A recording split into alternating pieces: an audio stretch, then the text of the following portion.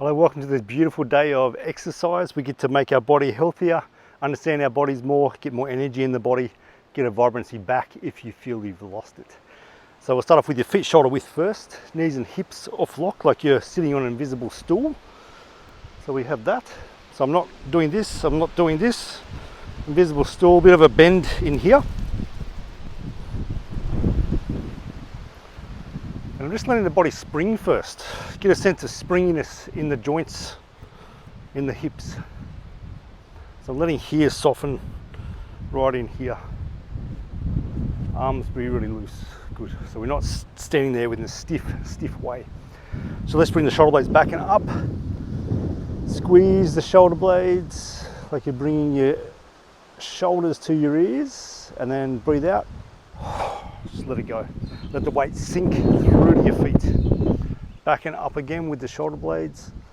Squeeze, breathe in, breathe out. And again.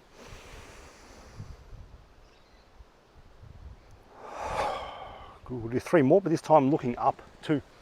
So we squeeze the back of the neck. In Eastern exercise, one way that you release muscle and breathe out is by contracting it first, then letting it go. So the muscle gets an entirely different signal to what it normally does. And breathe out. Still springing in the body, letting the arms just hang off the skeleton, letting it be free. Then back and up again, looking up, squeeze the back of the neck, and breathe out. Good. Then letting your arms drift up, circle the wrists. So very soft when we do this too. So I'm not going with a lot of tension, not trying to make massive circles. I'm aiming to soften my wrists, inside my wrists, soften my fingers. The other way. Just using a minimum amount of force to lift my arms, to keep them in space. I'm especially not letting my shoulder do this, where it's coming up, as if my shoulder has a little secret to tell my ear. So I'll let my shoulder drop. I'm going into this scooping here, like you're swimming on the land. So all 3 joints in your arms are circling. So the shoulder's making a circle, the elbow makes a circle just by the function of it, and the wrists have got this same motion we just had with the wrist. We're doing that in this exercise too.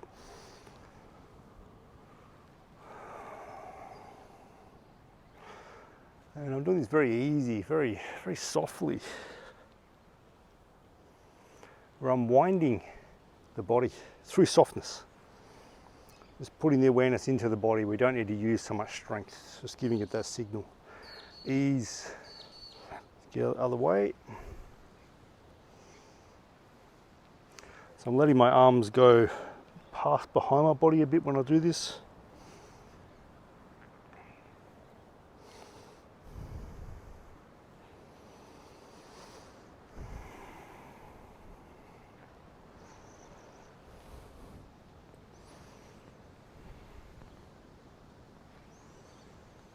And relax there. Circling the shoulders forward.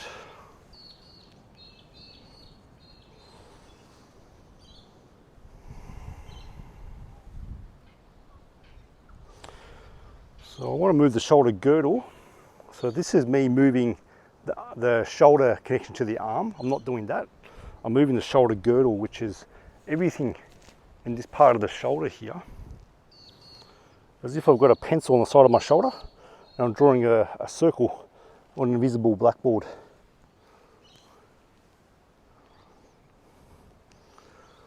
And am I doing this at 100% of my range? No, I'm doing a very easy range, about 70%. As soon as I go into it's like, I want to do 100% as big as I can, I'll start to make more tension.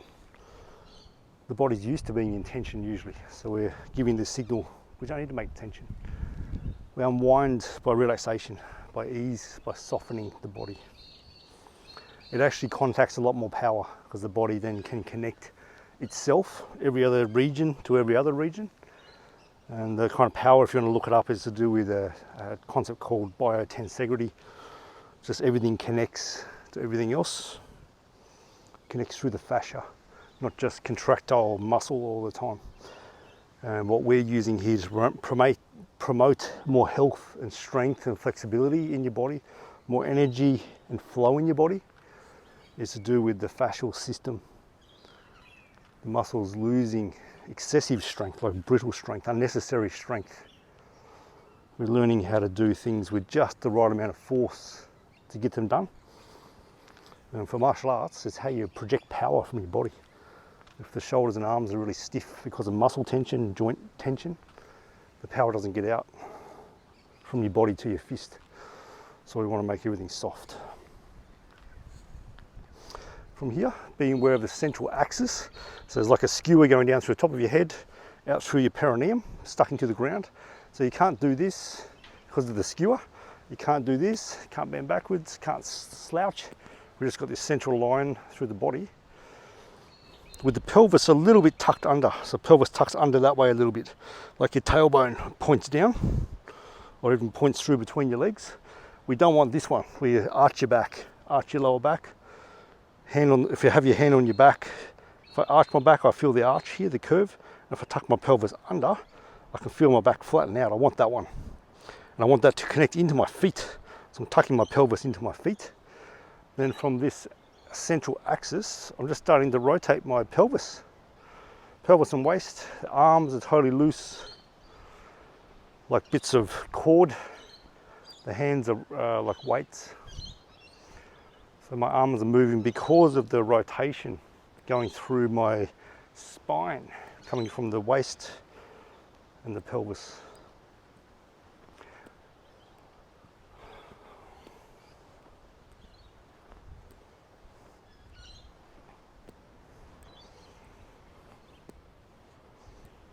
So we can exercise our neck here. So this is really to open the waist and teach the body how to free up the hip joints to rotate better, and all kinds of things involved in this exercise. How to loosen tension in the arms and shoulders. But it's also training the neck. So I have my nose straight forward the whole time. I'll be training my neck by the function of my spine turning. So it's a really good way of getting some good cervical or neck stability. So the chin's a little bit tucked in when you do this. We just don't want it to be like this. A little bit tucked in, sense of stretching up through the back of your neck. I'll explain more about how and why we do that when we start doing the punching exercise.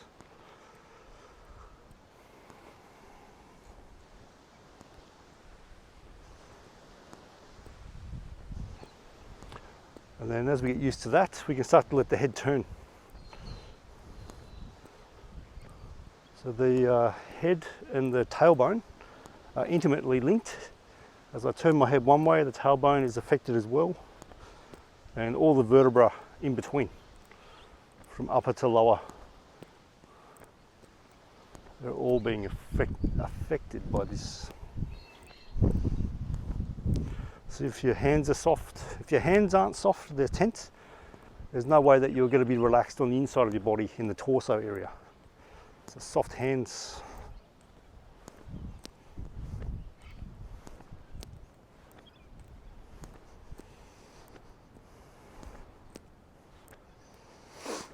As I do this, I'm breathing in the beautiful air here, it's just so fresh. And I'm letting that beautiful oxygen go into every cell of my body and giving the signal here, take this. We want new life to come in here. We want to rebuild health. I ask every cell to regenerate.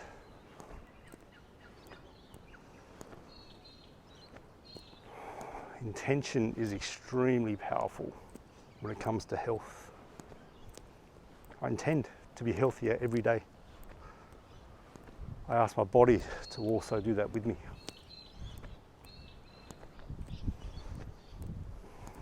I ask that the actions that I need to do to make my body healthier every day, may they come to me very easily, very clearly.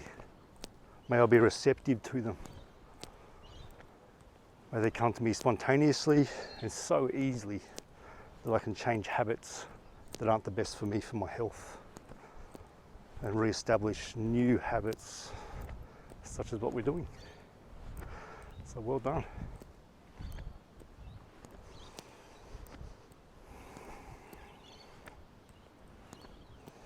and slowing down.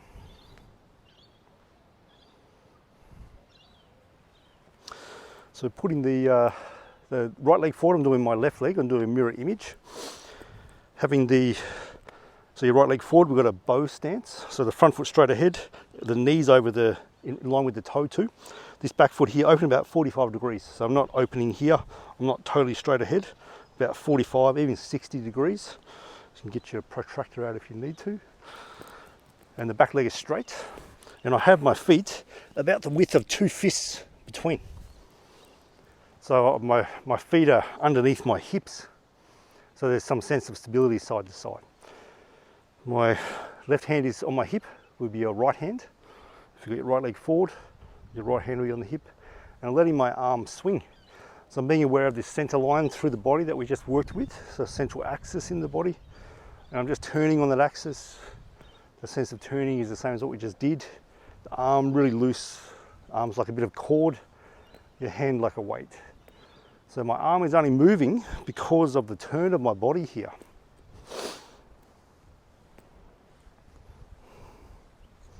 So my arm is really loose.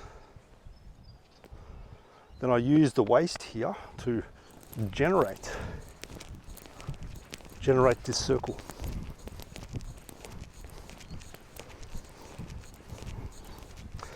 So as my arm comes up at the front, palm's up, palm turns over and down at the back. Up at the front, palm down at the back. So there's this rotation going through the shoulder joint. I'm naturally breathing down into my belly. I'm not keeping my breath up into my chest like this.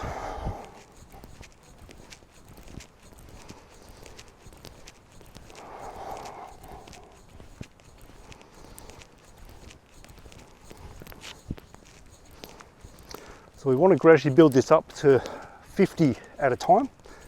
Then we build it to 100,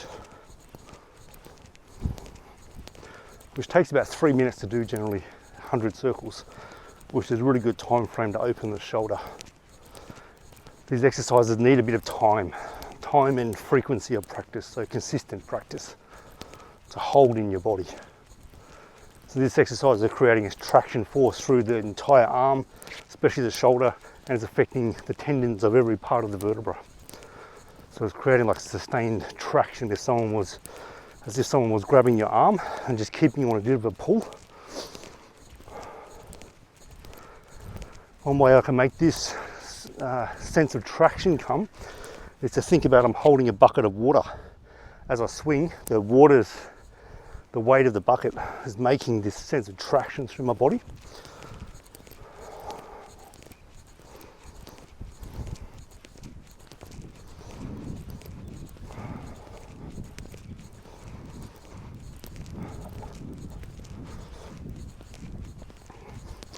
And relax, change your side. So we've got about that hip width or 2 fists between the feet for width of the step. Step back to a comfortable length, about 45 to 60 degrees with the back leg. Weight in the front leg, about 70%. Shoulders relaxed. Some of these points I didn't mention, we did at the side, which is fine. We learned these in layers. Layered learning is a really good way of learning all this. The body is very complex. So I've got the straight lines through my body. Arm really loose, hand like a piece of weight. And I use the waist here. So if your shoulder's really sore to do this, you're just giving you some pain doing it. We don't want to go into pain. You may only be able to do this now. You might better start to swing it a bit more. It's fine. You might be able to do this. You might have to do that for a couple of weeks. That's fine. It'll keep opening the area. You may need to slowly circle your arm if you find that it's a bit too much to do it too fast. So we're just slowly circling. To do a full circle where the bicep touches your ear, that full range is painful for a lot of people. It's too stiff in the AC joint, which is fine. So we just make it go where it can go. So I'm just circling out here. As I get more open, I can make the circle bigger, but I don't want any pain. And as the shoulder feels better and better, I start to speed it up. And I make the connection come from the waist. So we're linking arm and waist together, Children do this exercise all the time. They swing their arms around, you just watch them. They swing their arms, the spine's always straight, they breathe in their belly. They have really good posture. We're just bringing the body back to this state as it was as a child. We're softening things that have become hard in the joints, in the fascia, attitudes in the mind. If you soften your body, you will soften your attitude. Guarantee it. You become real rigid and too mental, disconnect from your heart, guarantee your body will become rigid.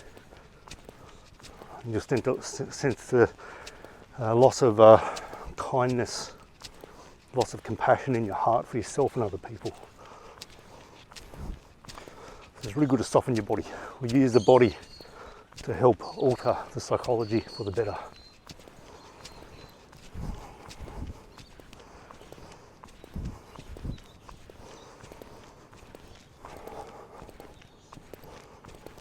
My record of doing this was 15 minutes each arm. I was using a Dantian breathing technique as a form of Qigong. My shoulders were very, very open. They're not far off now. Probably take me about 3 days to do a lot of that training and my shoulder will be open like it was about 10 years ago when I was doing that. So once the body's open from doing practice, if it shuts down a bit, it can open up very fast doing similar exercises. So this exercise is very important for shoulder, arm, spine health. I've had a student heal tennis elbow from doing this. People get rid of ridiculous nerve problems in their arms, painful neck that come from work, gone in one session, lots of things. People don't get frozen shoulders, just don't get it, who do this regularly. And relax. So feet shoulder width again, hands on the hips, so the legs stay straight with this, they're not locked out, they're just straight. It's probably a good thing to point out. In internal Kung Fu, we never lock a joint totally out. So my arm here, my arm is straight, that there is locked out. So my arm's straight here, that's as much as I need. My leg, a bit hard to see with my pants, that's totally straight, but that's straight, but that's locked out. So we go to straight but not locked out with the joints with any of these exercises. As soon as I lock the joint out, I disconnect from other parts of my body. So legs are straight here, hands on the hips, start to circle.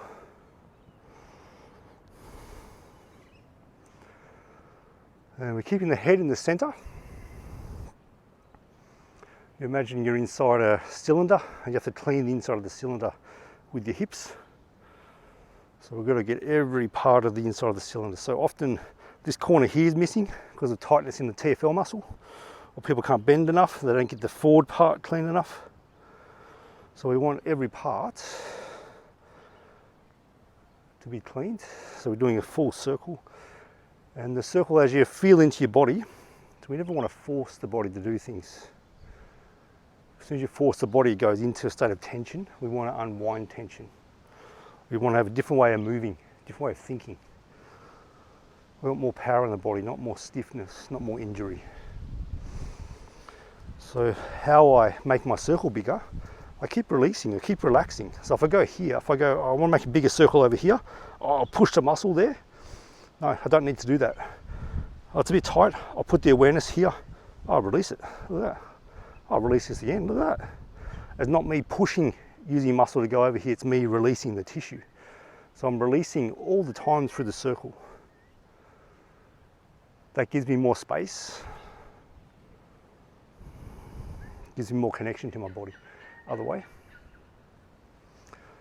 So this exercise, it looks like it's training the hip joints. So the femur, the thigh bone where it comes into the hip, is training that to move. It's affecting the lower back big time. Some people like to have their hands on the lower back like this. It's actually quite supportive, especially if you have a lower back injury. But when you do that, you can feel just how much movement is going through the sacrum, going through your pelvis, going through your lower back. Muscles activating, muscles releasing. And this is really affecting my neck a lot because the writing reflex, where my head stays still, the eyes stay level, the writing reflex is making the muscles in my neck have to alter motion. Have to release, then contract, release, then contract. There's a lot happening with this. Okay, feet shoulder width, breathe in through the nose, out through the mouth. Let your weight sink, the awareness drop down into this part of your body, into your belly, in through the nose.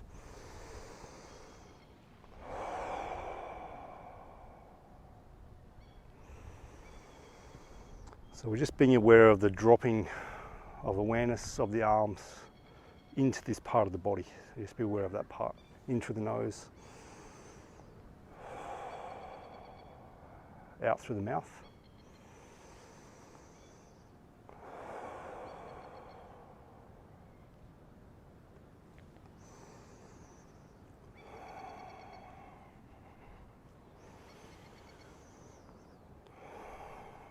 So my arms aren't totally to the side of me, a little bit in the front.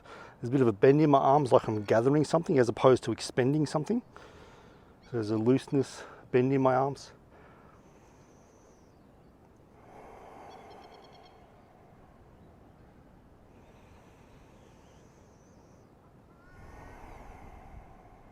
And letting the arms turn over.